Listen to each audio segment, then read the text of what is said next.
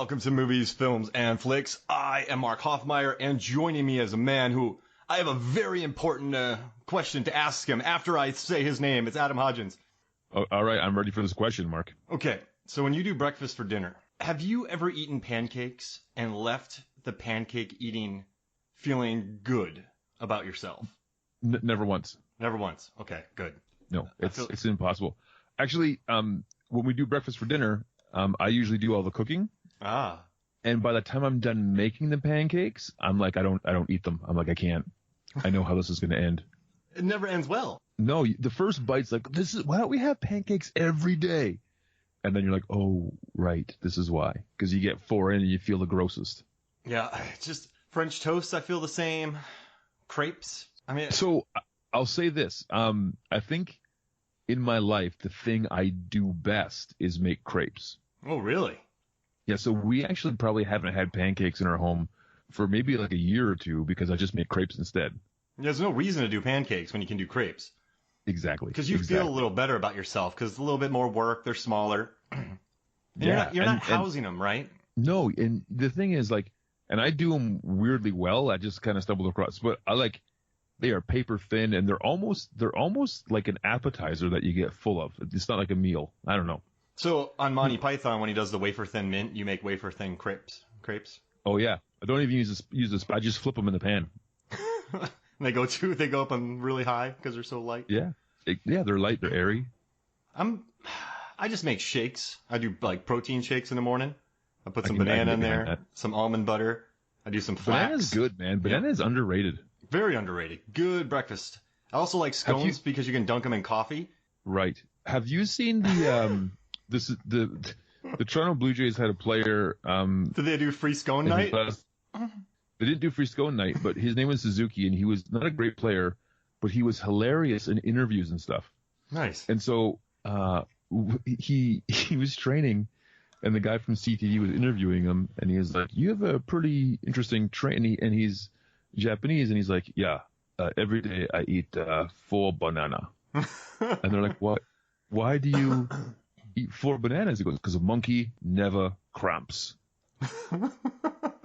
And the guy was like, "What?" He's like, "Monkey never cramps. So I eat 4 banana, never cramps." It's on YouTube. It's the funniest thing I've ever seen in my life. It's sound logic. Yeah, no, monkeys don't ever tire their arms out pitching, so I'm going to eat like a monkey. It's so funny. Don't you normally want to eat a banana after a race or during a race? Isn't that to get that in you?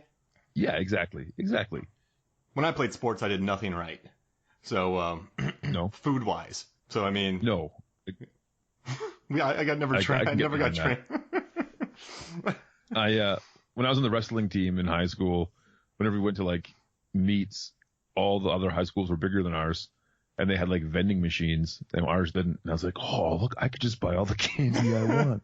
But I'm there to wrestle, so I'm like, I don't think this is making any sense. So there's candy, but you're eyeballing the candy while people are wrestling? Yeah, I'm like locked into a head and arm takedown on the mat, and I'm like across the thing viewing like a Butterfinger. I'm like, I'm going to eat you later. It's going to be great. Oh, so head and arm was your thing? Yeah, no, I was a head and arm takedown, and then I had a move called quarter pounder. I would slap on somebody, and it's like a neck wrench to a pin combo. Nice. I was over under every single match. Really? Yep. Over under, right? All right. Yeah. Yep. That was me. We're talking the same language. Everyone knew it was coming, but I just I would just slap it on people.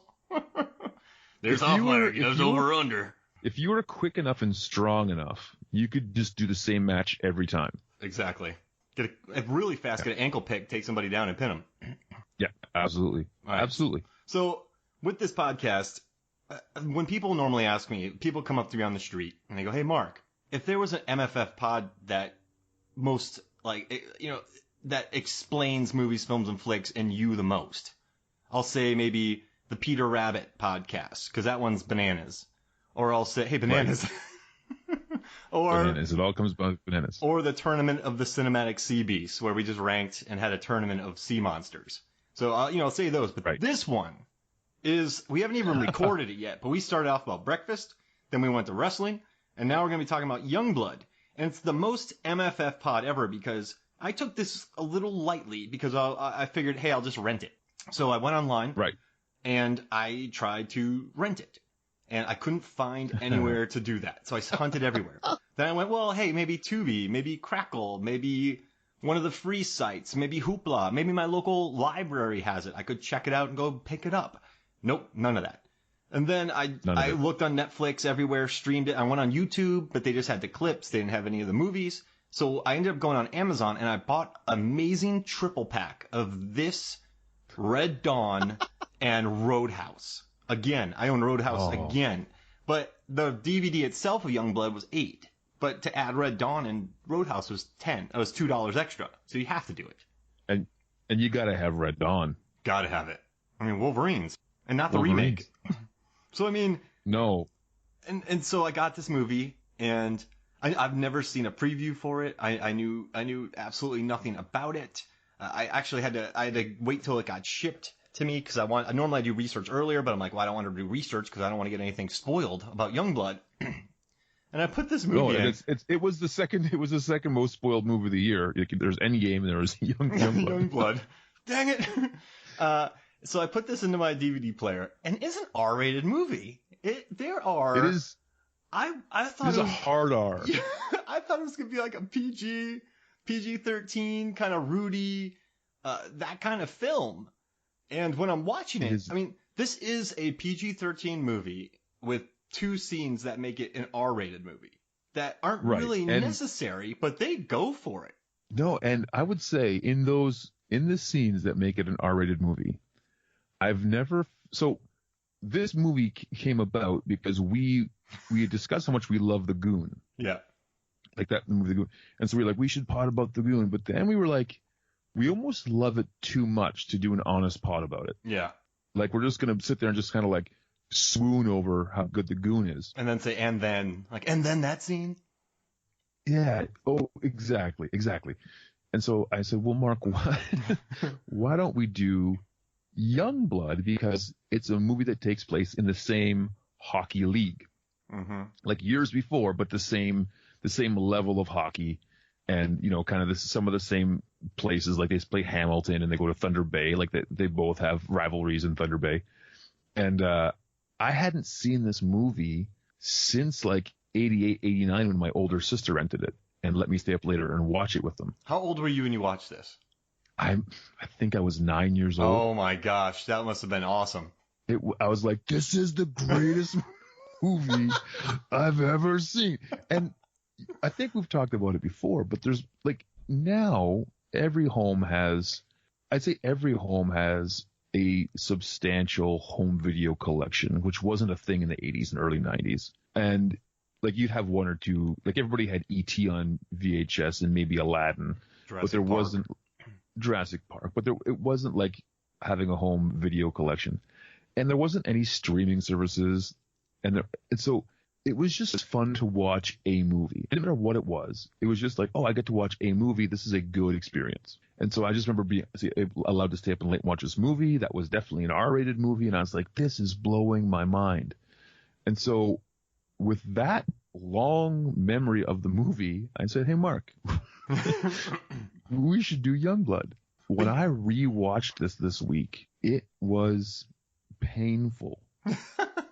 And it was those scenes that made it definitely an R-rated movie were the most awkward scenes I think I've ever watched in the last 10 years. Like I was viscerally uncomfortable watching them. The music during when Rob Lowe and Cynthia Gidd get together, it's love music. Like you're listening, right? If I would have been sitting there and Megan came into the house, she'd be like, "Mark, what are you watching?" I mean, and that's the thing, and that time when they're like awkwardly looking at each other and like unbuttoning things, and you're like, what is going on right now? And then the tea kettle goes off. Oh, so I feel like there was a great movie in this movie, but it almost felt like there was 2 directors, and there was like the sports movie was happening, and then there was this like romantic comedy happening at the same time. And it was just a very different feel whenever Cynthia Gibb and Rob Lowe got together. So I paused the movie and I looked at the box and I turned it around. I was like, oh, it's R-rated. I did not realize that I just thought I thought it was just like a Rudy type, like a like a Teen Wolf like a feel type good flick. sports movie. Yeah. Yeah. And then there's this, like you said, it's like Superman 3, right? Didn't the director, the guy who did 1 and 2, he got kicked off, and then another guy came on. Well, that was part 2. So he did 1, and he filmed 80% of 2, and then they brought in so it was Richard Donner, and then they brought Richard Lester in to fix it or to finish it, and it became a weird combination of those two things. It was like bird double takes, and so this movie. But I liked, so I read their Ebert review, and Ebert really liked the authenticity of how it felt, and that's what I liked. Because they filmed in these ice hockey rinks that it looks authentic, this movie. It does a very good job doing that.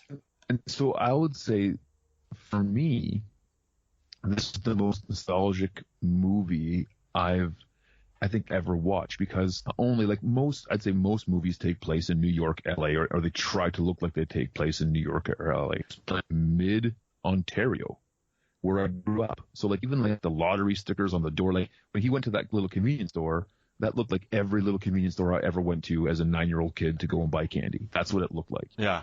Those hockey arenas, those signs, it was just my childhood on the screen. How about those 2 signs up about Patrick Swayze and Keanu Reeves are in this movie with Rob Lowe. But what about those signs that they made about Swayze at that one hockey rink? There's no signs in this movie. And then there randomly is 2 people holding signs that, I was like, what? Did they just, what is? Oh, wait, so the signs were, let's see, I don't, something about Patrick Swayze, these team are like a bunch of bitches. And then they said that Sutton, I hate saying the word nowadays, but the sign says Sutton is a fag. And you just, I saw it. And I went, what is that? But there's no other signs like that in that movie. Those signs could have been taken out completely. But that's because it was Thunder Bay, and Thunder Bay was supposed to be the bad, rough town. Oh. And even if you notice, in the arena in Thunder Bay, there was no plexiglass. It was metal railings to make it look more like a prison. Oh, is that what Thunder Bay was like? Yeah. So that arena that they shot in or tried to recreate, that was the first place I went and saw wrestling. And so I was like, oh, it's all coming back because Thunder Bay was 45 minutes from my hometown. Yeah. So we would go and watch for birthday parties. We'd go watch this level of hockey as a birthday party event. Got it. So there are some good players who could call up to the show. Yeah. Nice. No, it's for sure. They would play St. John sometimes, and I was like, that's the team that Doug Glatt played against, right? So it was nice, just hammering people.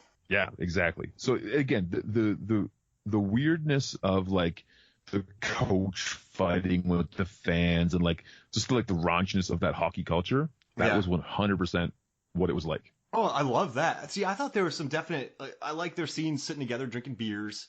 I like the stuff that they did at practice, the way they talked to each other. I thought that that really worked.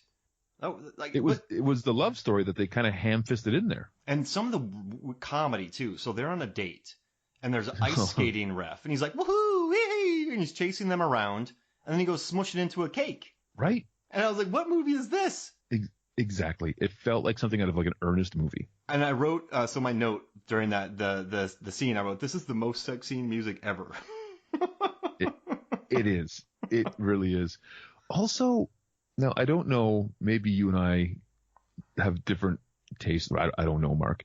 But when he's on it's not even a first date. It's a weird meet cute. No, I'd say their meet cute is when he's wearing just his jockstrap in the hallway. Yeah. And then they have the long bun shot. Right. Of the Lowe. So he meets the girl, but then he meets her outside the theater, and then they walk, instead of going to the movies, they walk to a corner store where he buys a very risque novel, but sneaks it out. And I was like, if I was on a first quasi date, I would just come back later if I really wanted to buy that book. Just you can wait 10 minutes and come back later, Rob Lowe. It's not like this. It just seemed like a weird choice to me to make that. Did she actually watch Slumber Party Massacre? She went to the early show because she needed to be home by 9:45. Okay. And then he was going to the Late Show because he's a rebel rouser. Got it. Oh, okay. So she watched it, and that book. And then he showed the dad, who happens to be the coach, the book. Right. She bought me a book, and he holds it up, and then it's like, whoa. And then the dad just like, be home in half an hour. Like he doesn't fight it. He just benches the best player in the game the next day. Yep. And all right, I know we're jumping all over the place, but let's just do it. All right. In this movie, I think there's the most contemplative eating sense. So there's a scene where he's eating fried chicken, looking kind of bummed out. Kentucky Fried Chicken sponsored this movie. I don't even know where that chicken came from, though. He goes to this home, then he has a chicken, and it reminded me of the scene in Suicide Squad where Rick Flag is eating ribs by the window, looking sad. Right. Did you get vibes of he that? was in that movie. Yeah. Well, I did, and again, it's like this weird home where like this lady's running it, and she's boarding it just for hockey players to stay in.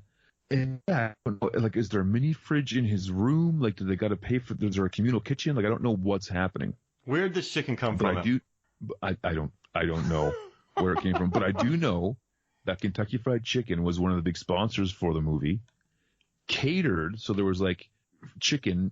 Anytime the cast wanted, there was Kentucky Fried Chicken there for them. And by the end of the shooting, they were all so sick of chicken, they all vowed to like never eat it again. Wow, just chicken every day.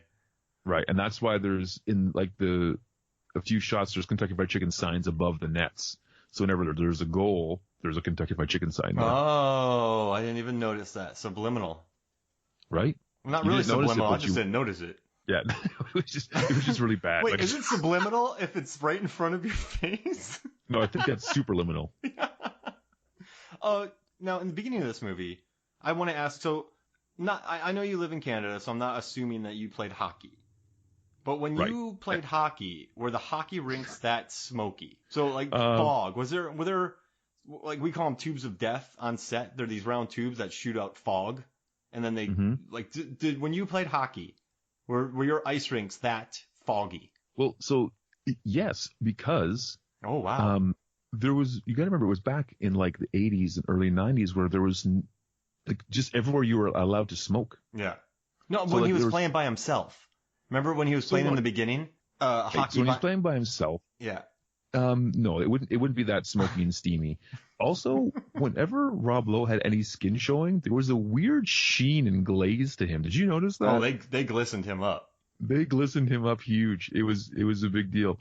Also, in the opening scene, he's not wearing any equipment. He's just wearing a jersey with like no pads, so his gleaming muscles are showing. Yep. With a lot of fog. With a lot of fog. And it reminded me of Star Wars when he first talking to his dad. Because I had that written down here. It's like, I'm not going to be on the farm. I don't want to be a farmer anymore. It was that scene, almost shot for shot. And then Uncle's like, well, I need you here. But his brother, I liked his brother in this movie. His brother was the hero of the movie. He had the best story. He was a good hockey player. He was a good fighter, but he caught a stick to the eye. And he covered all of Rob Lowe's chores to help him out. He drove him out there. Taught him how to fight. Yeah, in his GTO, taught him how to fight. I mean, he was a pretty supportive brother. Which, are there many supportive brothers in film? Okay, so let's just say top 3 supportive brothers in film. Yeah, like earnestly support, like brothers who support brothers. Right. I would say maybe Patrick Swayze in the original Red Dawn. Yeah. Which now you own. Yeah. He was the older brother to Emilio Estevez. Yeah. Or not Emilio Estevez, the other one. The C. Thomas Howell. C. Thomas Howell, right? Right. Yeah, maybe him. It's not a real trope, is it? This is supportive older brother. They're always the cad or a jerk. What about in Goon? That's a supportive brother, right? I mean, he's not the super supportive brother, but he doesn't write his brother off. Yeah, no, I think he's more neutral. He just doesn't insult his brother like his parents do. Yeah, I mean, he likes Doug. No, I think the most cinematic supportive brothers would be every time Jean-Claude Van Damme plays a twin. Yes, he loves his brother. Yeah, in that very rare instance. Well, it's not as rare as it should be. He really supports his twin brother. Oh, wait. And I watched Thor: The Dark World the other day, catching up on all the Avengers movies, and they're not supportive, but Thor and Loki call each other brother all the time. I think they want to be brothers. Oh. Like, in Endgame, and I'm going to give us the spoil. If people haven't watched Endgame, go watch it. But the moment that like hit me was when Nebula says to Gamora, she's like, in the future, like we're sisters. Yeah. And it's like, and then Gamora like yearns for that. So I think that Loki and Thor yearn for that. But I think Youngblood here, they really just love each other. And he's like, I'm willing to just do all the farm chores to, so you can go live your dream. What a great thing to do. And it was a real earnest scene, again, in a real muck-up of a movie. Yeah. It was a real earnest scene when he's like, I didn't do all these chores so you could quit. Yep. Like, he wants, I love that. I didn't do all these chores so you could come back and quit. And then he just starts having him hit a heavy bag without gloves for the first time. That's a good way to jack up a wrist. So here's the thing. They're playing a series with Thunder Bay. Yeah. So the Halifax Flyers or the Halifax Bombers are playing the Thunder Bay team. And so it's a series of 3 games, which is usually spread over 4 days, a series. Yeah. So he quits after the first game. Then he listens to the radio and they lose the second game. And then he has an intense training montage where he learns how to fight and play and skate. But that montage is like over maybe 1 day because he's got to travel as well. Like it's not, It's not like he's taking a month to learn. It all happens within 1 day, guarantee. And I don't think that's enough time to learn how to fight and get in shape and train. I don't think that works. The only way to beat this guy that he beat, the big enforcer, I mean, just that dude's a brick. The only way to beat him is to just have better cardio and just not get knocked out and just kind of tire the guy down. And he has no time to get his cardio better. I guess you could throw good straight punches and maybe some hubris of his, but you don't have enough time to even build up cardio. Right. So that big guy, like all the players on the Halifax team except for Rob Lowe, Keanu Reeves, and Swayze, were all actual OHL players, Ontario Hockey League players. Wow. Yeah, they said. And so they're. Oh, sorry. No, you go ahead. Oh, most of the players in the film, such as Steve Thomas, Don Biggs, Peter Zezel, and James Richmond, were OHL and NCAA players at the time. So they had and some of them had lengthy NFL or NHL careers. So that's pretty cool. Yeah, it was, and again, that leads to the authenticity of it, the whole thing, right? Yeah. But here's what I thought would have been cool. So George Finn, who played the goon, the Carl Racky, if he would have just been like, if they would have used his name for Liv Schreiber in the Goon, like he was the same character. Yep. But the end of his career versus the beginning of his career, I thought that would have been amazing. Well, yeah, that'd have been a nice callback for the guy. George Finn was born in 1963, and Liv Schreiber was born in 1967. So they're only 4 years apart. Oh wow! So you can make that jump in Hollywood. Mm-hmm. Like that timeline would have worked and been believable in my mind. Liv Schreiber is so good in Goon. So good in Goon. So good. There were some parallels here, right? Like the ending, sure. The ending sequence in this movie was almost the identical ending sequence to Goon. Yep. I mean, comes and back. Those guys watched this movie in prep for Goon. I mean, just the camaraderie, the drinking.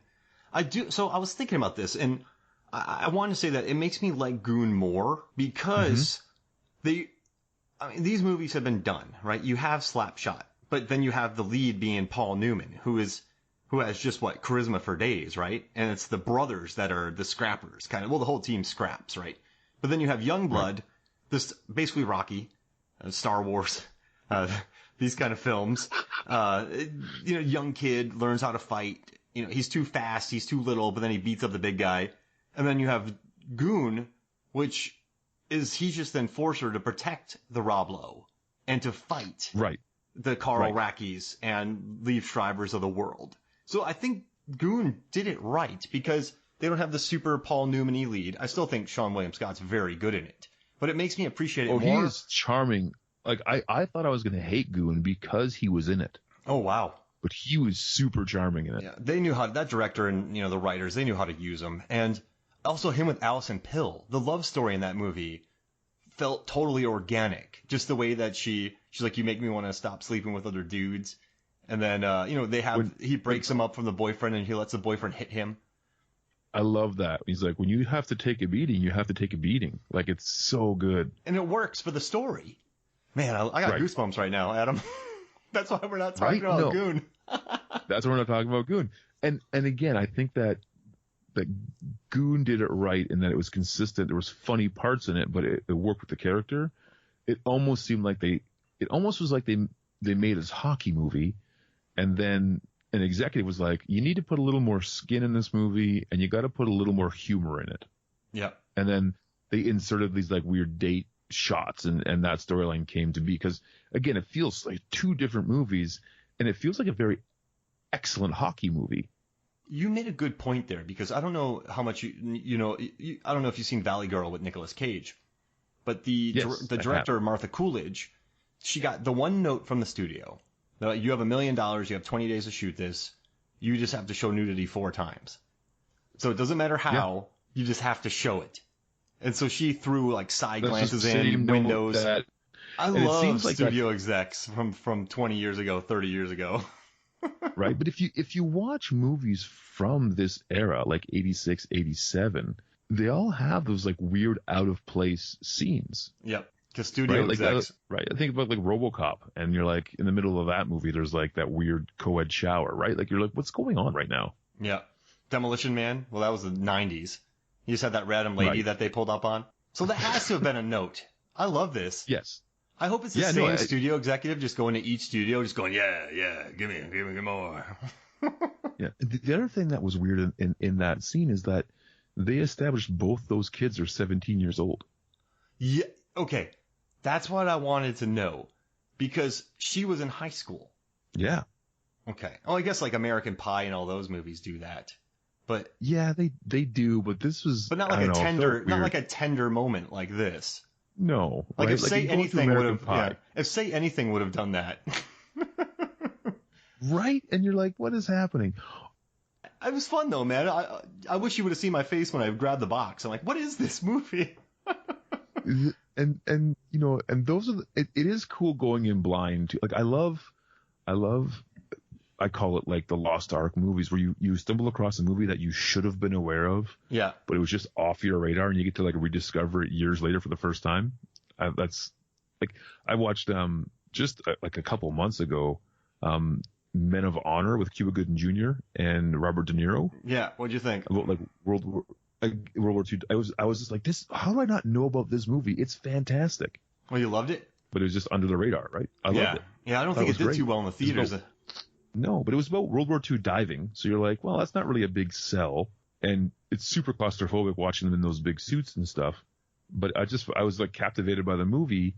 But again, like you said, I have no context whatsoever. Because you're like, what's even going on here? I don't know what's going on. I don't know what this movie's about. So when you say I grabbed the box, you're like, what is this movie? Like, I love those moments. And then I really did enjoy reading about this film, though, because so I learned that Keanu Reeves actually played hockey growing up, so he was great. He did all of his own stuff.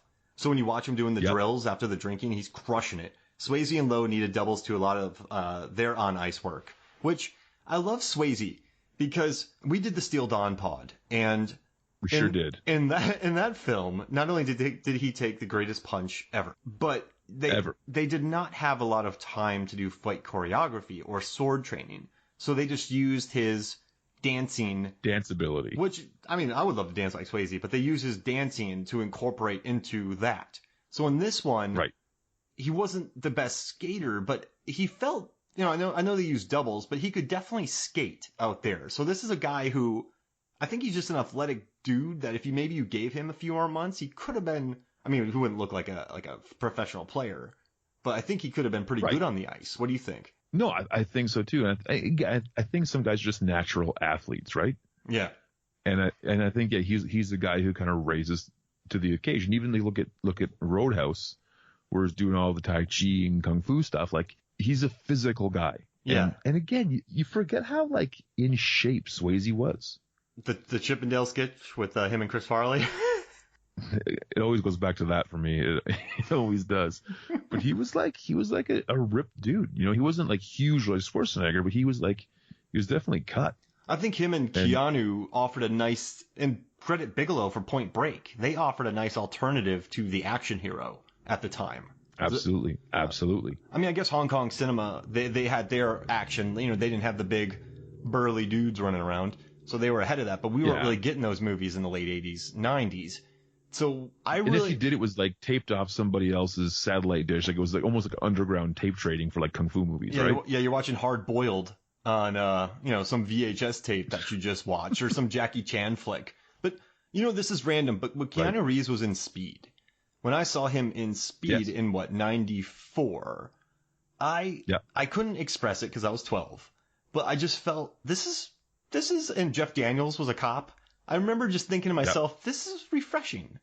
This is different. Does that make sense, watching Speed? And I felt that same way with Swayze too, watching his action movies. I just felt, hey, this guy, he can do it. I don't need a big like there's something I guess more human with their characters, if that makes sense. Well, again, it's I felt not that I'm Keanu Reeves, but I felt represented as a kid. I'm like, oh, he's not the biggest guy in the fight, but he's doing it, and it's like I can get behind that, right? Like I'm never going to be Schwarzenegger, but I could be Keanu. You're not going to be carrying logs on your shoulder in Commando. Oh, that Commando movie, man. Everything about that was just like the best. I wrote an article. I wrote an article, and I think I said like 1,600. Either I did the math on how many bullets missed him, and it's on Movies from the Flicks if you want to look it up. I think it's either, I want to say like 6,000. So what I did was I analyzed every gun that the henchman had, and then I looked online to reference what they had. Then I looked at the clips, and then I figured out how soon they died while shooting, and I assumed they all had full clips when they started shooting. So I estimated all the bullets. I think it was 1,600 bullets flew past him. That's an incredible math equation. That's like on an SAT test. Like how many bullets per ticket? It's fantastic. And I did the math. I researched everything. The first time I saw Commando, I woke up early to watch Saturday morning cartoons, but I got up earlier than normal. And then on TBS was Commando, but it was just the last. So I turned it on and it was him shooting up the guards in the lattice work in the garden. And then, so it was him blowing some people up, stabbing with the pitchfork, and then the last fight between him and Bennett. So it was maybe the last 10 minutes of the movie. And I was just like, what is this? But all I knew was it had Schwarzenegger in it. That's like so I was like, Mom, we gotta go and rent the Schwarzenegger movie. It's like incredible. And so I just rented at least 6 movies until I found it. Like I rented Raw Deal and Red Heat. And like, I think I even rented Twins because like, I don't know, but I was like, again, 10, 11 years old. I was like, I got it. And eventually I found it and I was like, this movie is it. But it was a long, hard journey to find Commando. It was like my lost movie for a couple weeks. Oh, I love this story. Yeah. I mean, that movie is, who wins in a fight? Bennett from Commando or Youngblood? Fist fight on ice. End of the movie or beginning of the movie? End of the movie. I'd say Youngblood because he had that training from his dad. Yeah, his dad. His dad was a hockey player. He was the consultant on the movie, which I kind of love. But yeah, the actor for the dad quit, and they're like, "Oh, you can do it." He did a good job. I liked him out there. He felt authentic. Yeah, Uncle Owen. That's how I would call him. But Bennett, okay. I've watched Arnold Schwarzenegger kill many people. I have never seen someone take it to Arnold Schwarzenegger like Bennett did in Commando. And weirdly out of shape, Bennett. The stunt coordinator on that movie called him a sock stuffed with marshmallows. Yeah, like he was very unintimidating. Yeah, I think it was the vest. The vest wouldn't fit him because he was supposed to get in shape and he didn't. Well, when you're 9, I'm probably 10 watching it. We're not thinking about that at the time. So we probably saw the knife tricks and the fingerless gloves and the mesh. And we're just like, man, this guy's legit. So no word of a lie. When I was describing, because I'd go to them, I'm like, I need this Arnold Schwarzenegger movie to like our local video store. And they're like, I was like, he's Schwarzenegger and he's shooting a bunch of people. That's all I know. And what did it? What actually, I said to the guy working at the counter when he's like, I know what movie you're watching. As I said, I think he fights the guy from Queen at the end.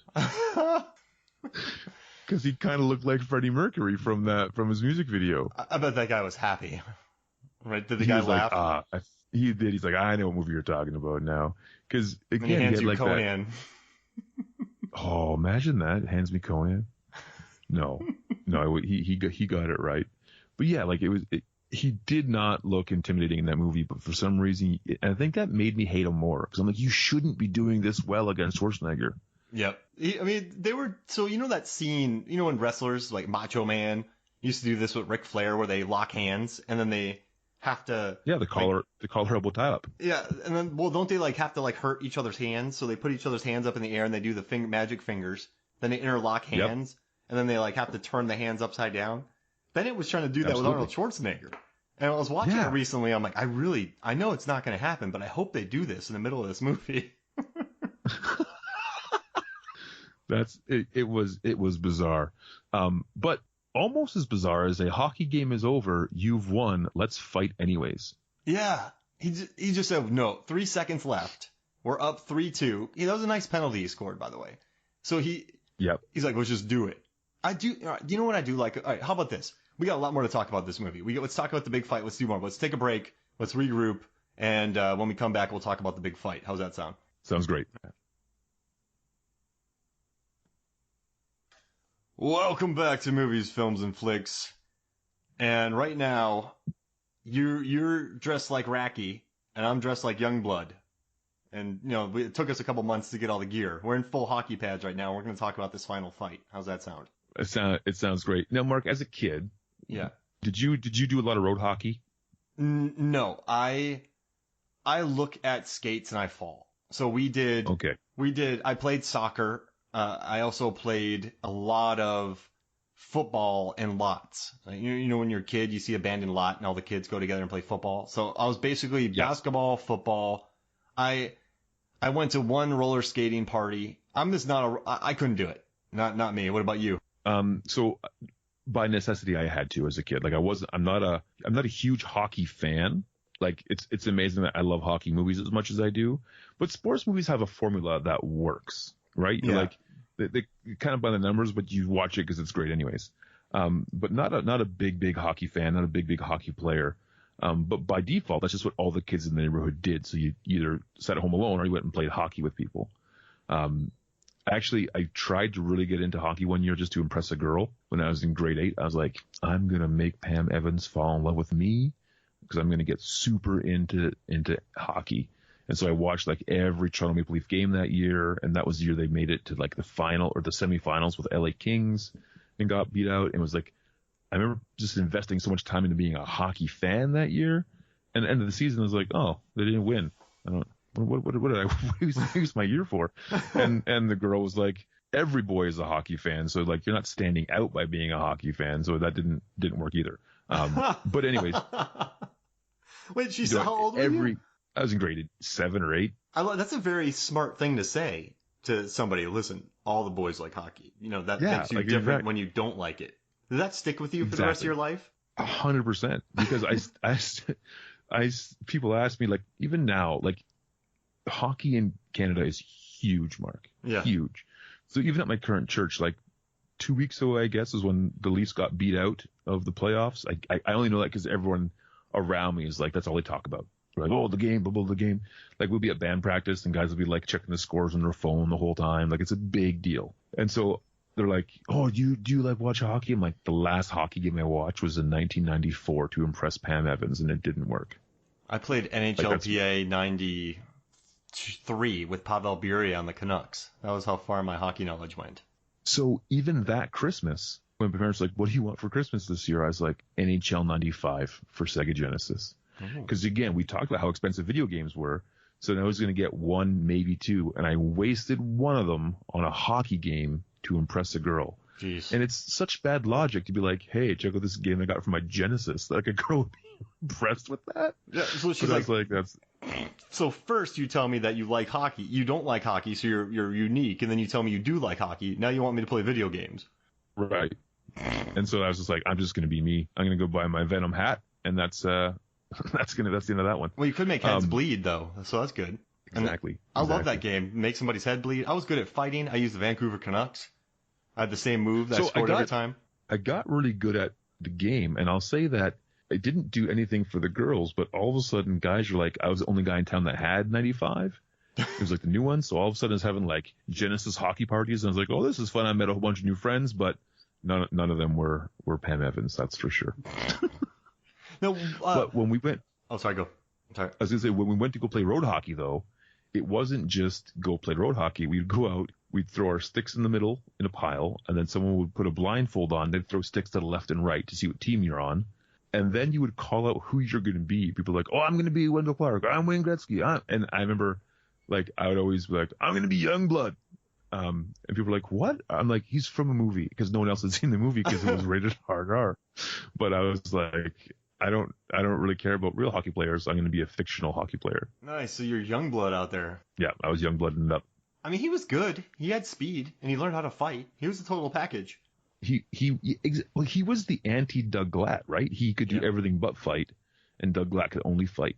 I want to watch a Goon again. Now, I did do a lot of research about this movie. I read a cool oral history. I did a bunch of fun stuff. And I learned that the hockey scenes for Youngblood were shot at 3 Toronto rinks over the summer of '84. They learned that filming hockey is difficult. You need to coordinate players, navigate expensive cameras around the ice, and have enough people in the stands to make it look like a real game. And so this brought back some great memories for me. Also, the DP on this movie went on to shoot Mighty Ducks 2 because he knew so much about shooting hockey from this movie. So they learned about how it was really tough to navigate cameras around. And they actually dropped some really cool facts one day. So this is insane. We were determined to break the record for most shots in a day. We did 128 shots over 14 hours. So during these hockey games, all these shots, 128. That was awesome. And that must have been a crazy day. But I learned something really fun because I've had to do jobs like this before. And they said, we had around 100 extras every day. We jammed together for tight stuff around the benches on both teams. But when we got to the skating, we'd see this whole side of the arena, which was empty. 100 people wouldn't fill it. You'd need 400 or more. So the prop guys, Wardrobe and myself, built these scarecrows out of wooden, T-shaped frames with a styrofoam head painted flesh color. We put a shirt or jacket or whatever on it, and the sleeves would be safety pinned to the sleeves of the extras. So when one person waved or shook his arms, the scarecrow people would do the same thing. It worked great. That's incredible. Yeah, I read an oral history. It was on a hockey site. And no, it made me so happy to read because I've had to do productions where I have to make it look like a church is full with 20 people. So you have to strategically like layer people. So when you have a shot, there's just a ton of people there. And if you paid attention during the movie, you're like, that person's sitting in 8 different seats. Or I've had to make a street look like a New York City street, an entire square block with 40 cabs, which is impossible. So you just got to really learn some creative ways to fill up the traffic. And so reading this, that made me so happy to kind of do that. So I liked all the production type stuff. And I guess one time Rob Lowe came in the set and he was having all these people tie his skates for him. And everyone razzed him so hard the next day that he was doing it himself. They said that they just partied a lot, had a good time. They said Keanu just hung out with everybody and was super cool. They said Swayze was awesome. They said they hung out with him a lot. So I don't know. It was fun hearing about the behind the scenes shots. None of these guys were really stars yet, were they? This was a year before and Steel Dawn. Yeah. So I think Swayze had done Red Dawn and The Outsiders, but he hadn't really broke through yet. Those are both kind of ensemble casts. And I think this was Keanu's second screen appearance. He was in that diving movie before the swimming movie, whatever that was. But again, it wasn't huge. And I think this was I think him, Rob Lowe, and Patrick Swayze were all kind of starting out right now. They weren't ever recognizable, I don't think, yet. This movie made sense to be in. Does that make sense? Mm-hmm. The casting was smart. And the guy who directed it, he did Hot Dog the Movie and another one. Also, look him up. Peter Markle, Markle, Peter. He has directed every episode of every TV show ever. So just go through his IMDb. This guy's worked. since that movie. And this movie was a hit too. He was also a hockey player, wasn't he? I don't believe that. He said he wanted to write a hockey script and he had 2 hits, and that's why he did it. Okay. I'm not. Maybe he was. But I know this. It only cost like $8 million to make this movie, and it made like 16. Yeah, and I mean, if you think about inflation, this movie made money as an R-rated film. It would have made so much more if it was PG-13. Right, and I think like every R-rated movie, this I think was one of those ones that found its home on home video. Oh yeah, for sure. I mean, shoot, dude, you said it. You were 12. If I was 12 and I watched this movie, I'd be like, "This is awesome." Well, this is not in that voice, but I would have. This is awesome. Oh man, it's my strong hand. Yeah, come grab me. But I actually never heard. I have never heard of this movie, so it's kind of wild when you told me about it, and then you pitched it to me with Rob Lowe, and then you talked about Patrick Swayze and Keanu Reeves using a Quebec accent. Right? How great was his accent? Oh, I loved it. When he was at the bar, he's like, "Is an animal." Oh yeah, I loved it, dude. Just hearing him say, it was totally earnest about it too. Even looking at him back then, I know it's hindsight, but when you look at him now, you're like, yeah, he's got it. Even though you know he makes it. But even though he's like Bill and Ted Young, he doesn't really age. Like he seems like if he shaved his like half beard he has on right now, his John Wick beard. He could just play this character again. Yeah, he could go back to high school. He could do Never Been Kissed too. And why shouldn't he do that movie? How insane would that be? He goes back to high school and meets a teacher. Oh.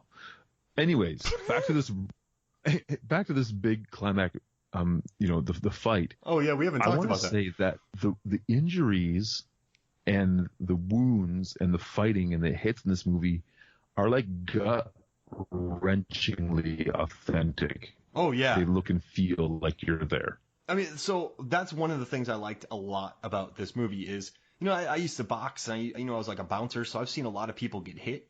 And in this movie, when people get hit, they obviously don't get hit, but they get hit. One punch knocks people out in this movie. Right. And I love that about it. Absolutely. And even we've done a lot of Goon comparison.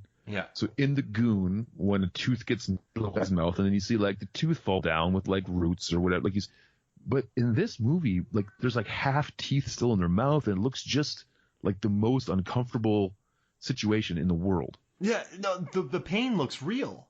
I like that about that, and I think that's the movie the director wanted to make. What do you think? Oh, 100%. He wanted to make a viscerally real hockey movie, and then because of studio notes, they had to put a romantic, meet cute, funny story involved in it. Now, I gotta say, I have a note in here where they wrote, there's nothing unlikable about that guy. Rob Lowe, he is likable in the beginning of this movie. He's not really a punk. He's not a bad kid, but he's not super vanilla either.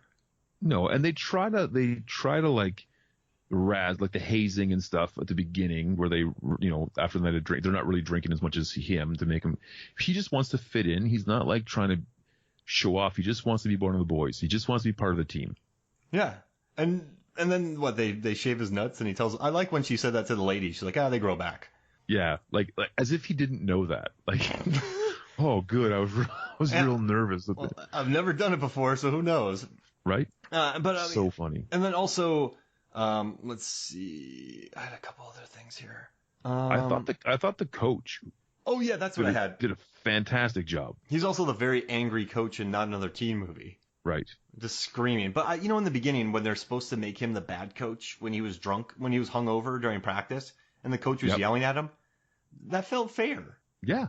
And then 100%. And then at the end, when he wanted them to do laps after Swayze got hurt, I think that he wanted them to do that to kind of get a lot of their anger out and just get the sad sackness out of them, make him the villain. Like change the narrative. He's a good coach. He's a good coach. He's a great coach. And again, there's like a authority dynamic that you just do what your coach says and talk about it later, right? Like even if you look at like Spider-Man Homecoming, when Tony's like coaching Peter Parker, like if Peter just listened to what Tony says, they can talk about it later, things would have gone better. Oh, absolutely. Right? Yeah. But that doesn't happen because there's these young, passionate athletes. So anyways, yeah, the Rob Lowe, the end fight, just those guys both losing parts of their teeth. I was very uncomfortable watching that. I mean, that was pretty cool though, right? I mean, I guess you can't show real fights in movies because it would almost be too brutal and kind of boring. But I liked, in the final fight between these two guys, there were some good straight punches thrown, which you rarely see in cinema. It was a great fight. Again, the teeth stuff freaks me out. Like I have, like, that's like a thing.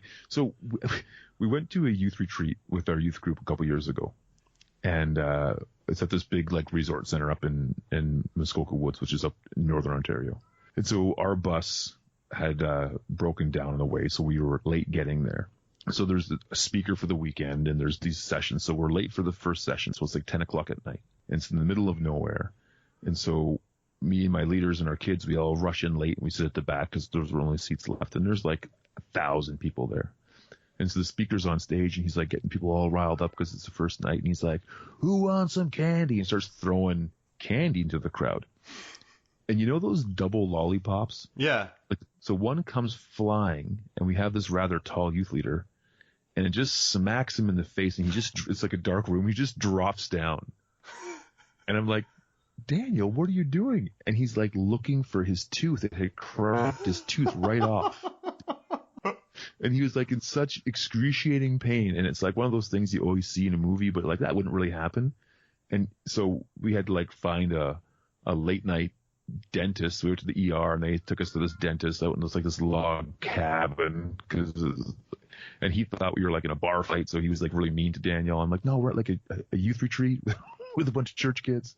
And a lollipop hit him in the tooth? Lollipop hit him in the tooth. So they put a crown on it for the night, and he had to get a new tooth put in.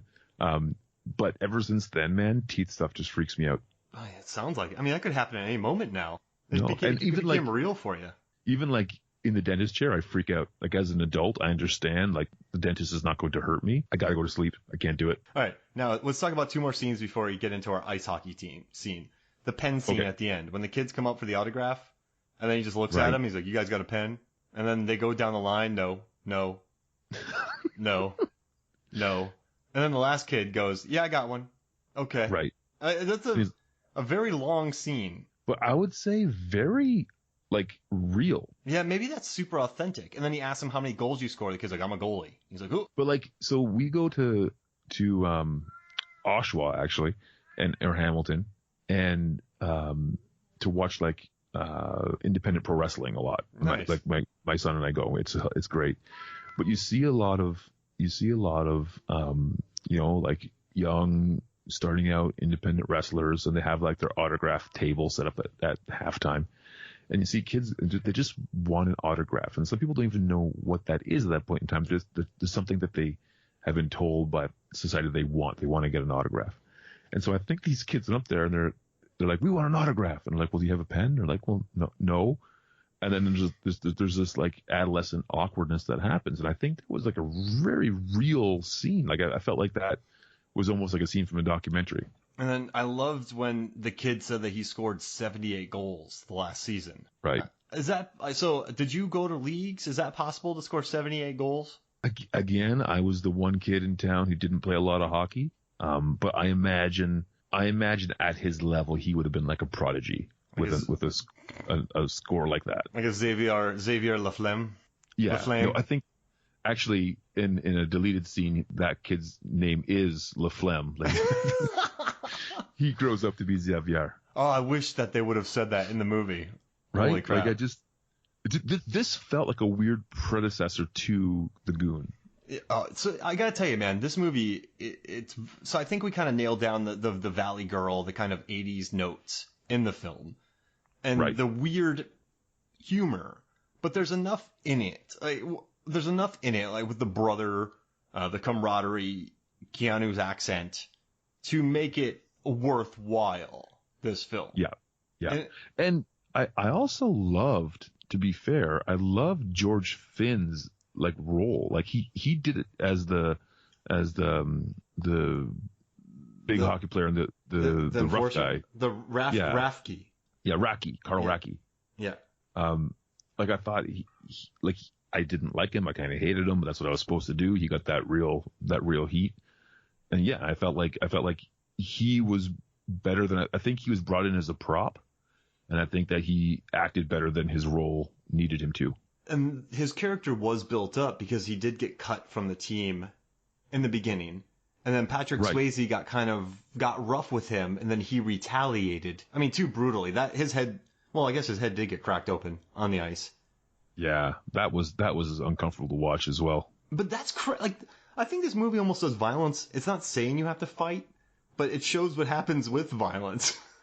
I almost wish, in watching this time around, with the 2019's perspective, of course, I think it would have been a better ending if at the end Rocky would have dropped his gloves, and then Youngblood would have just skated away and be like, it almost seemed like, to be a good man, I need to be able to fight. But I think it would have been more like a better moment to be like, I don't need to fight to beat you. Oh. And then a big dude walks out of nowhere and just trucks him. Right. And then Patrick Swayze throws a puck at him or something. Like, dink. The ice just melts and he falls into it. Right. Exactly. Exactly. And that happens in all ice rinks, right? 100%. That's just at the end of the season. It's the gaping hole. Ice sharks. That could be a scene in Sharks from Sweden where they come through the ice. That's gonna be big. Oh, though that is a scene. What are you talking about? Yeah, no, but I mean it's a scene we could talk about. Oh, what yeah, I'm saying. For sure. We're definitely gonna talk about the ice scene in Sharks from Sweden. Oh, that's gonna be a good one. I can't wait. All right, so hey, we put together an ice hockey team that could defeat every ice hockey team, correct? Correct. All right. So you know what's funny? I talked about Airborne, the 1993 movie, the skating movie. Yep. Yeah, and then we put together a rollerblading team that would go down a hill. So now I get to put together a hockey team, which is amazing. Fantastic. Yeah, but can I start us off? Because I got some really random ones here, if you don't mind. Yeah, you go for it. All right, I'm going with the vampire from Let the Right One In, and her name. So I think I wrote down the wrong name. Just one second, I got to get this right. So the girl's name. No, I want you to do this right. Oh no, I got it right, Ellie. So Ellie from Let the Right One In. I don't know if you've seen it, but it is one of the best. If you look at a best horror of the 21st century list, it's going to be on it. And in this movie, she's a very young, maybe 13, 12-year-old vampire who's obviously hundreds of years old. But she lives in a frozen, like Norwegian climate. She's used to the ice. Vampire. Cold doesn't affect her. And she's just a powerful vampire who rips people to shreds. So if we taught her how to skate and told her that she could get blood during the fights of hockey games, she would be a very powerful defender for us. I love it. I love that.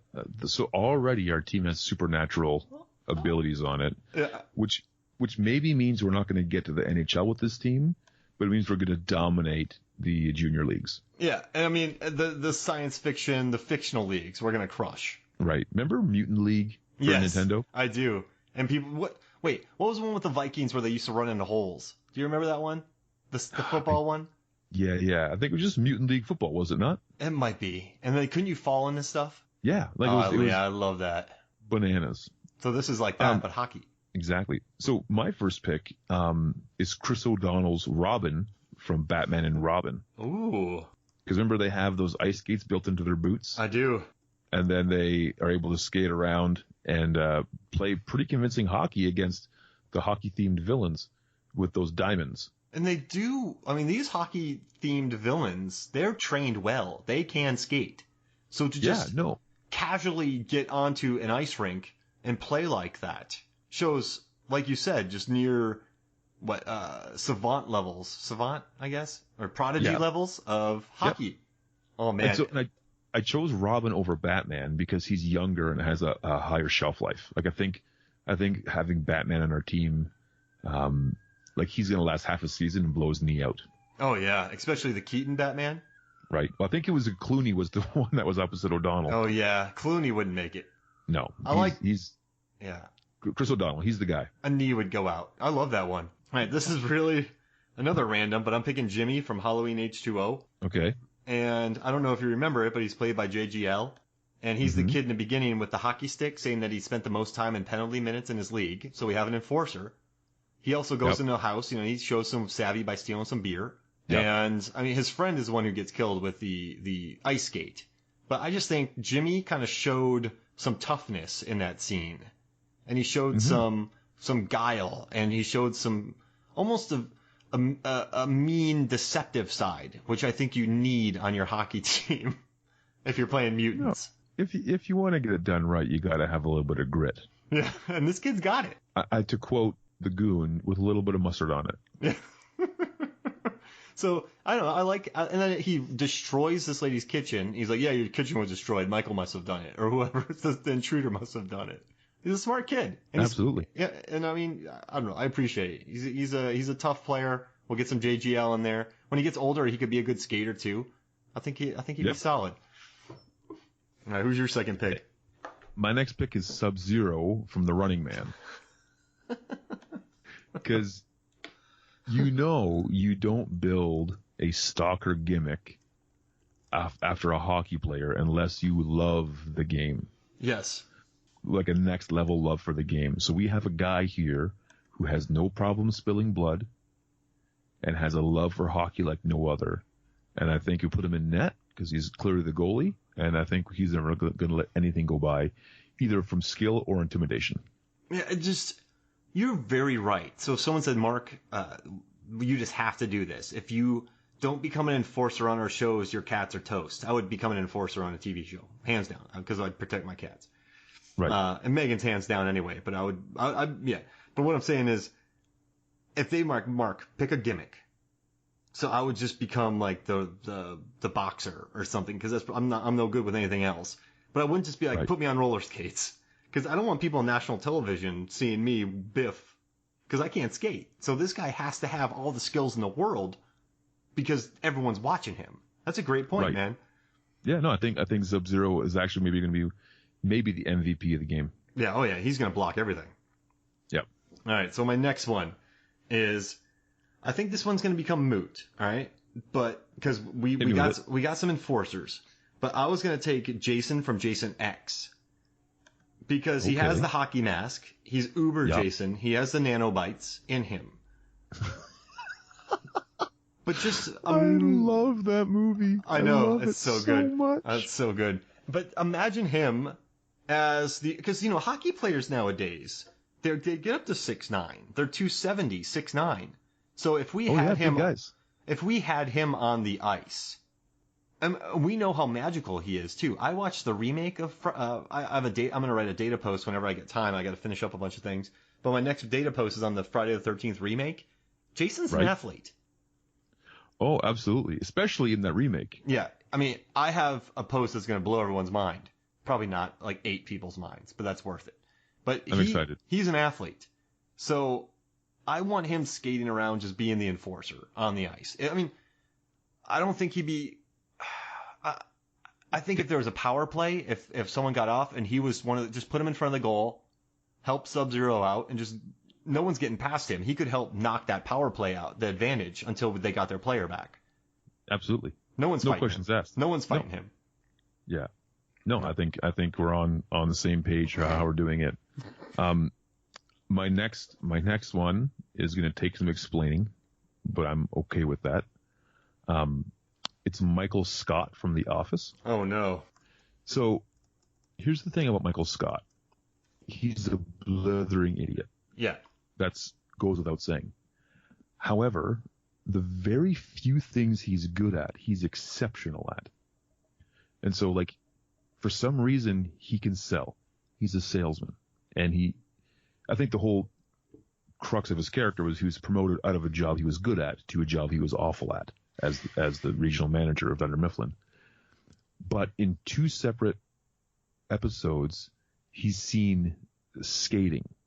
So there's that, at his birthday party, he has a skating party, and he comes out in a full hockey equipment, like decked out, and he's just skating around. And people are like, "Whoa, Michael's actually really good at skating." Like 4 or 5 people make a comment about that.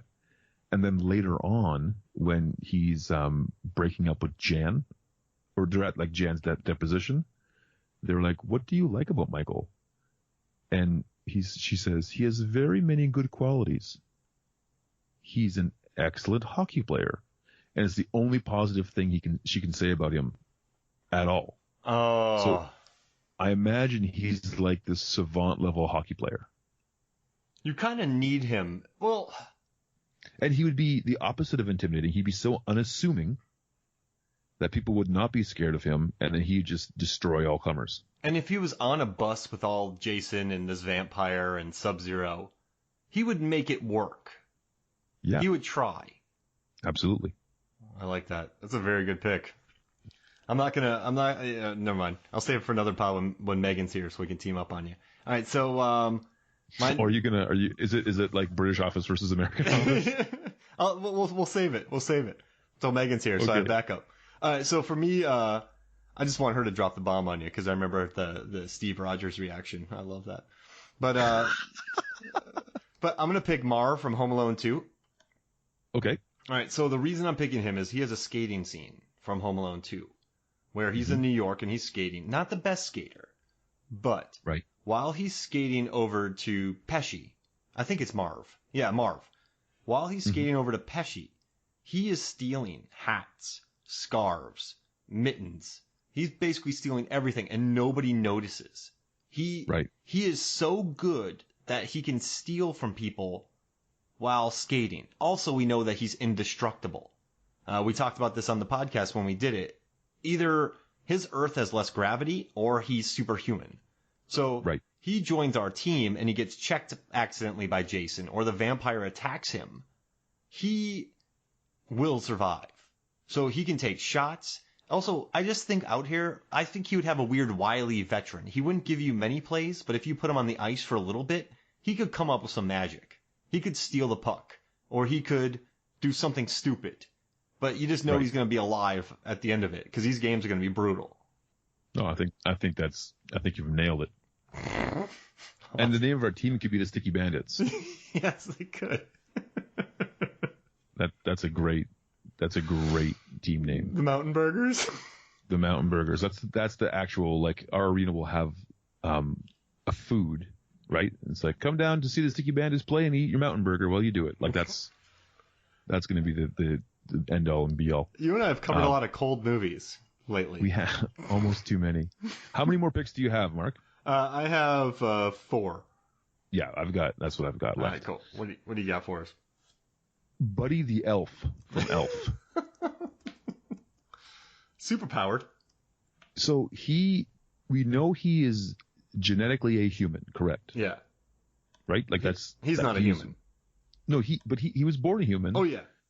So he will pass the urine tests, the drug test. But we also saw him in a snowball fight. Oh my gosh. So he just seems to have this weird Christmas magic power to do anything winter related at another level. So I imagine putting a pair of skates on him. He wouldn't even wear hockey pads. He'd just go out there in his elf uniform and just destroy. No one would hit him. No.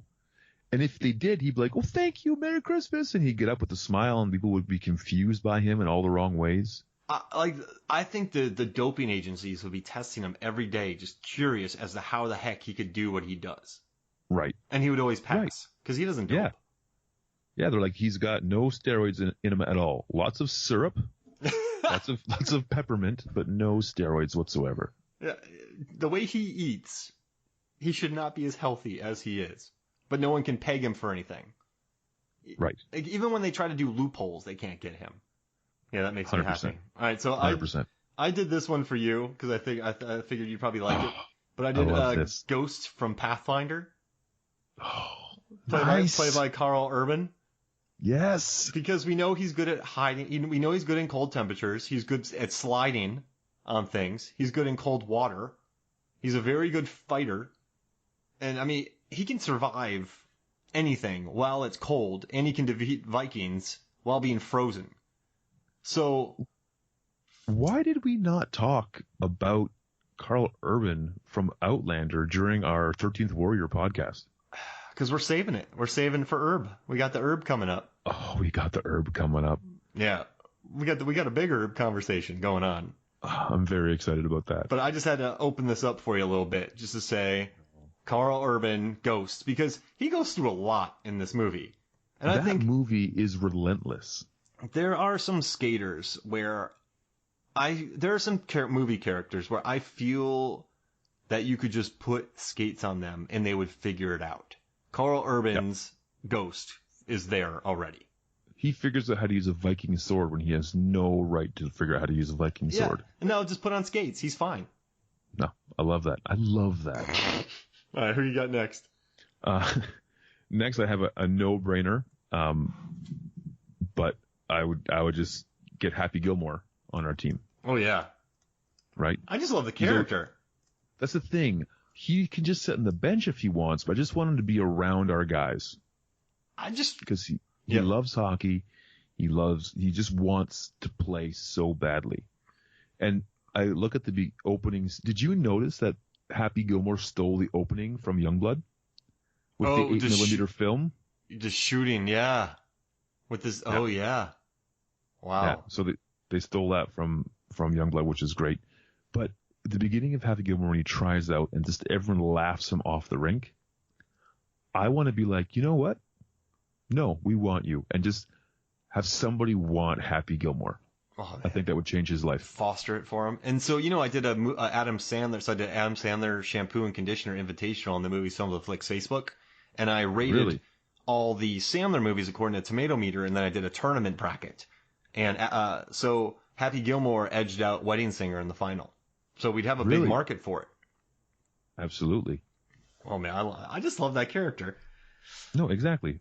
I would go for a Happy Gilmore sequel right now. I got a really weird one for you right now. Okay. Faith Minton from Sudden Death. So Faith Minton is the henchman. She's the henchman who dresses up in the penguin outfit. And I know she perishes, but she takes it to Jean-Claude Van Damme while having 20% visibility. Yeah. That is you didn't even need to explain why you picked her. I was just like 100% yes. If you can take it to, it's the best siege hockey movie ever made. But if you can take it to Jean-Claude Van Damme with 20% of your vision and padding on your fists and legs, you're legit. Yeah, no, absolutely. All right, so my next pick is maybe the least exciting pick of us our whole night, but I think it's the most logical, which is Coach Bombay from the Mighty Ducks. Oh. So Coach Bombay from Mighty Ducks won before he blows his knee out in the second movie. But so he's still got skill. He still is a dynamite player, but he has like the coach leadership ability as well. Mm-hmm. Because we've brought a lot of chess pieces to this team. We need a mastermind to move them properly. They need a coach. And I think Coach Bombay is the guy who in the 11th hour can slap on a pair of skates and come on the ice with his team. But until then, he can just kind of like move those pieces around. He could do it too. Yeah. I love it. All right. I like that a lot. All right. So my next one is Red from Dead Snow 2, Red vs. Dead. And the Dead Snow is about Nazi zombies fighting, I believe, Swedish or Norwegian. It's a Swedish or Norwegian film. And the sequel, this guy gets his arm ripped off, and he gets it replaced with a zombie, like the lead zombie arm. And it's that arm that crushes skulls, and it can grab people's heads and squeeze it off. And you can just he'll punch someone's head against a truck and it'll explode. But he survives the ice, right? He survives the zombie attack, and then he has a crazy arm. So imagine him playing hockey. Incredible. And that almost dovetails into my next pick. Nice. Who is the Winter Soldier? Oh, gosh. Because being the Winter Soldier, he's been trained to survive in all winter conditions. Oh, he better be. So he's going to be a dynamite skater. No questions asked. With that crazy arm? He's got the crazy arm. He's got the super soldier serum. There's nothing he can't do, but also we can just program plays into his head. Like there's no like, oh, you tried it and didn't work. It's just we would just say like blue line, hockey stick, tape, helmet, Youngblood, goon. And it was like his code words, and he'd go into like win the game mode. Oh my god! And if he goes crazy, if Baron Zemo finds him, we'd have like Jason from Jason X or the Vampire to keep him in check. Happy Gilmore, just go up there and stab him with a skate. Gilmore could lay a good punch on him. Oh yeah, no, he fighting was not his problem. Yeah. You know what? The difference between Happy Gilmore and Doug Glatt is Doug Glatt had a coach that believed in him. That's the only difference. Yep, you're right. Imagine he could have been a great enforcer though. Happy Gilmore. So I think he was trying out above his station. Like he was trying out for NHL. Yeah. Whereas if he was trying out for a farm team, it would have been a different story. He would have been a hero. Don't you think so? 100%. 100%. No questions asked.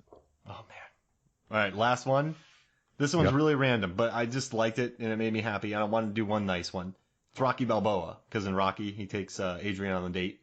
Right. So, I mean, he's just another enforcer. I brought in a lot of enforcers here. We don't have much skill on this team, but I just picked up another enforcer.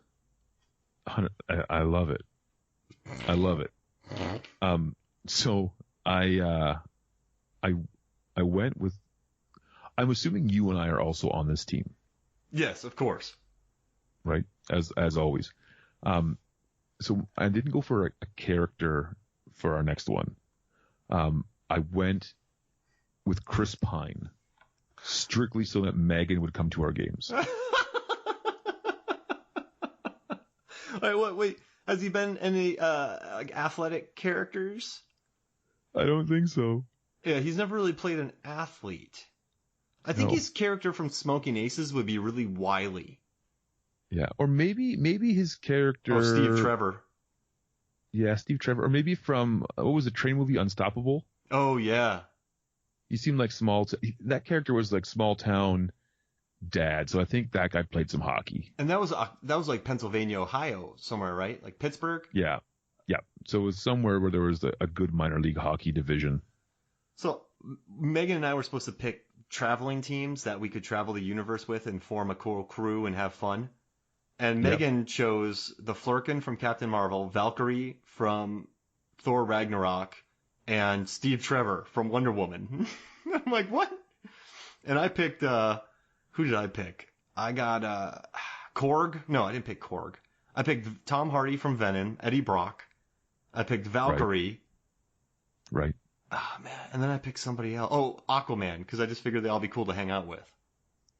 So Megan... Okay. No, your team. Just finish your statement because I got something I got to run by you. I was very excited today. That was it. I just thought it was pretty funny that Megan like added Steve Trevor. She wanted to go on actual adventures, and I just wanted the crew to go to a pub with. Yeah. So I know my audience, and I know that if you and I are on the hockey team, she might come out to a game every now and then. But if Chris Pine is on the hockey team, she won't miss a game. She'll just want to see what he's up to.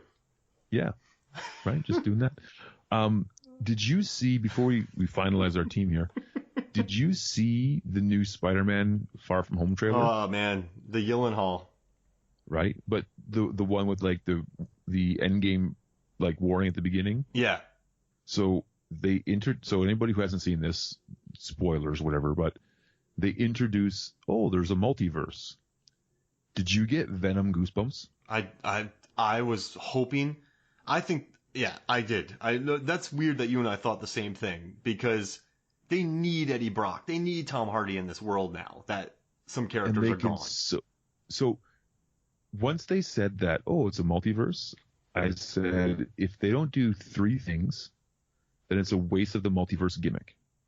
So the three things that need to happen in the new Spider-Man movie, according to me, for whoever's listening, they need to have a Tobey Maguire, Andrew Garfield cameo. Oh, need it. If they don't, they've wasted the gimmick. Wasted it. They need to have a rooftop moment where Tom Holland, Spider-Man, says thank you and goodbye to an alternate universe Tony Stark. Oh. To have closure. Yep. Like, Mr. Stark, I know you don't know me, but I just wanted to say thank you. This doesn't make sense to you, but like, I love you, and that needs to happen. And then Tony, he says something weird like, "Who are you? Get out of here." Yeah, listen, kid, I don't sign autographs, right? And then the third thing that has to happen is the end credit scene needs to be Eddie Brock coming through to the MCU universe from the Sony universe. I mean, so they already work together. I mean, that's already a Sony property, Spider-Man is. And Venom made almost $900 million worldwide. I think it would be not smart to not bring him over. No, when I saw that, I was like, multiverse? I said, I bet you they did that just to bring Venom over. I bet you they did. And the X-Men. Oh, yeah. They're oh, man, they need the X-Men with this current, like, I love the X-Men, so I would love to see a new revamped one. Yeah, 100%. And you know what? I like the Fox X-Men movies. Oh, big X2? Yeah, X2 was, when it came out, I was like, between X2 and Spider-Man 2, I was like, they've nailed superhero movies. Yes. They figured it out. Yes. Those are the best. Yeah. So anyways, I got pumped up when I saw Multiverse, and I was like, the only person that would immediately get this is Mark. I know, I did. As soon as they, like you said, as soon as they said, I thought two things. Jake Johnson from Into the Spider-Verse, and then I went to Venom. Yeah. Man. But can you imagine just having that Tony Stark scene? Oh. Yeah, all the feels, right? Need it. We need it. RDJ, PB&J.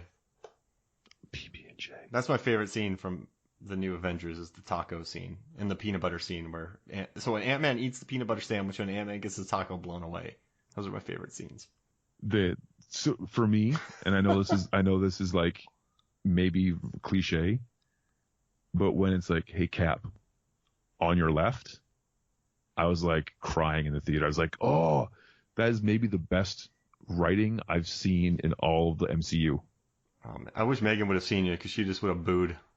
I know. She would have looked at me, not booed the movie, but booed me for caring that much about it. But it was just a perfect moment. Just, on your left. And he didn't say it like triumphantly. He just said under his, it was so good. So how many people start at hockey? 5 and a goalie. Oof. So we can't narrow this down to 6. You want to narrow this down to 6? That'd be impossible. I think we can do it. Okay, let's narrow it down to 6. And so are we doing Chris Pine so he can show up every week, or are we keeping it? What are we doing? I picked him mostly for comedic reasons, and I got the laugh, so I think we can. Meg would come for us. Meg would watch us. Yeah, it'd be good. All right, I want to say a lock-in would be Sub-Zero because he's the only goalie we have. Yeah, we need him. All right, I'm down for that.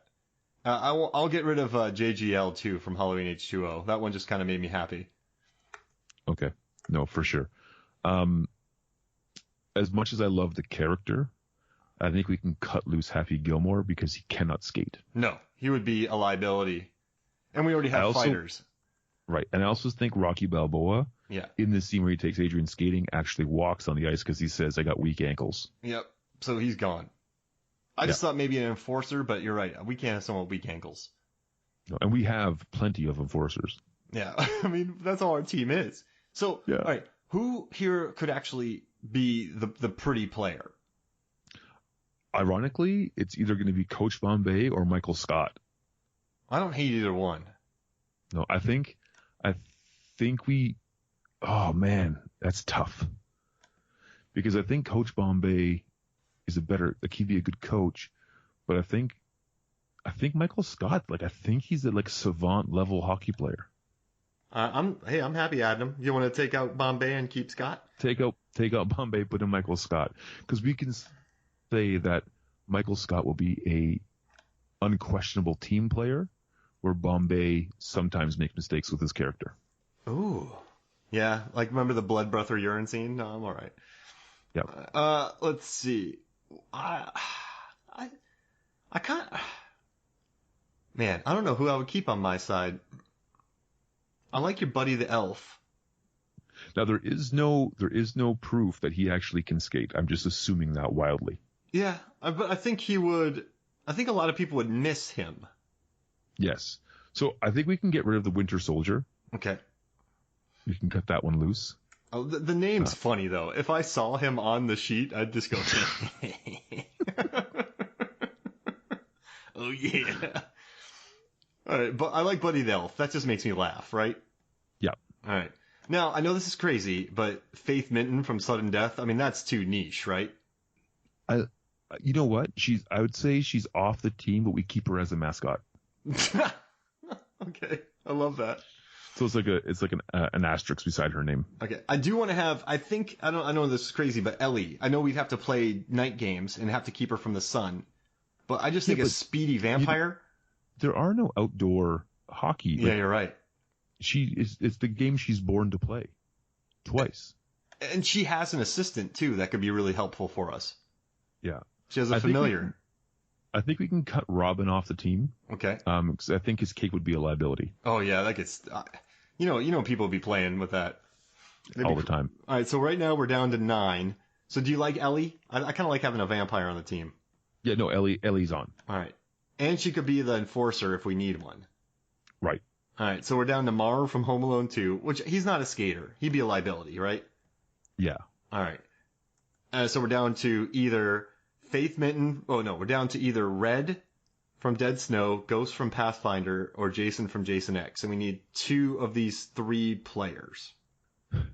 Here's one question that might answer both things. Yeah. Can we trust the zombie arm? Does he have complete control of it? No, we could never trust the zombie arm. So I think that answers the question. I think it's he would maybe kill Michael Scott by right. accident. So we'll get rid of the zombie arm, but keep Jason Voorhees on our team. Well, if you think about who Jason kills, none of these people are his targets. No, we will simply say in our pre-game pep talk, you guys want you to go out there and play your hardest, really, really go out there and we're going to give it our all. Jason, just an FYI, everybody on that team worked at Camp Crystal Lake as a counselor at one point in time. Let's go get them, boys. And then that's that, right? It would just be bloody carnage. People would be screaming in the stands. I just think, I look at him as just everyone else in the league's trying to do it. So I think we're safe because we have Sub-Zero, who's a battler. We kept Ghost from Pathfinder. Carl Urban's he's going to be fine. Absolutely. Right? We have a hundreds of year old vampire who can fly. Last time I checked, there's no rules against flying in hockey. And then there's no precedent for that. Then you have Jason X, Jason running around, super nanobite Jason, and Michael Scott. Michael Scott would have to be protected though. He would have to be. I think he's got enough protection there. Yeah, I mean, imagine, and then you and I are on the team, so we would come in for cleanup time. We'd play here and there. Yeah, we'd be out up 17-0. Right. Let's let those guys go play, and then we go there, and by that time half the other team is wounded, and it'd just be arbitrary at that point in time. Yeah, I mean, we kind of hate playing because we get blood all over our stuff. Because I want to look good for the hockey cards. Yeah. So to bring it back to Youngblood, how weird was it when that lady had those hockey cards of past guys that lived at her house? Oh yeah. And she was talking about weird. This. Yeah. And then she just kind of had, and then Keanu was there that happened to me the first time last year. Yeah, no, it was, it was weird. The 80s were weird, man. Yeah, I love it, man. This was fun. I'm glad you suggested it. We came up with the list. We dropped some good bits. We told some stories about ourselves. Yep. I mean, we're learning here, man. This is good. There you go. Youngblood brings it out. All right, so next we're going to be doing Dredd and Judge Dredd. Right. That's going to be a supersized episode. It's good, but I feel like that's when you hear about a new restaurant that's really, really good and the anticipation to go there, I can't wait to sink my teeth into Dredd and Dredd. Oh, man, because I think that's good to buoy them out, too, because I love Dredd, but I think it's not like an hour and a halfer, because it's just, it's him destroying folks, so it's good to blend it in with some Judge Dredd. Yeah. And another Stallone movie for us. 100%. And again, not to get into it, because we're going to get into it when we do the pod, but I felt like Dredd was I love the movie, but I thought it would have been a better extended pilot to a Starz Dredd show. Yeah. Because it all happened within one day. It's just, and then he's going to go do his job somewhere. Oh, I guess we'll save it for the pod. Yeah. Right, save it for the pod. But no, this was fun, man. I'm glad I own this triple pack now. I'm glad we did this pod. I do feel like I caused somebody to buy Youngblood is maybe the greatest thing that's happened this week. You definitely did, man. And it said delivery in a couple days, and it took 3, so I was pretty stressed out. Oh, I'm sorry that it stressed you out, brother. So I was like, what am I doing? I was like, am I just going to have to watch all the YouTube clips, like not in order, and then piece the movie together? So that would have been an interesting, I would suggest at one point in time, maybe for like the clip show version of MFF, but if you task Megan to watch all the YouTube clips and piece it together, and then we get her to try and explain what she thinks happens in the movie. No, for a Youngblood? Yeah. Oh, I'll have her do it. We'll see if she does it. She's down. I'll tell her Chris Pine's in it. That's right. It's a very young Chris Pine asked for an autograph. All right, this was fun, man. So stay tuned for Dredd and Judge Dredd. And then our next one will probably be Sharks in Sweden. I think so. And Shark Lake. So stay tuned for that. So for me, Mark Hoffmeyer, for Adam Hodgins, this is Movies, Films, and Flicks. We'll see you next week.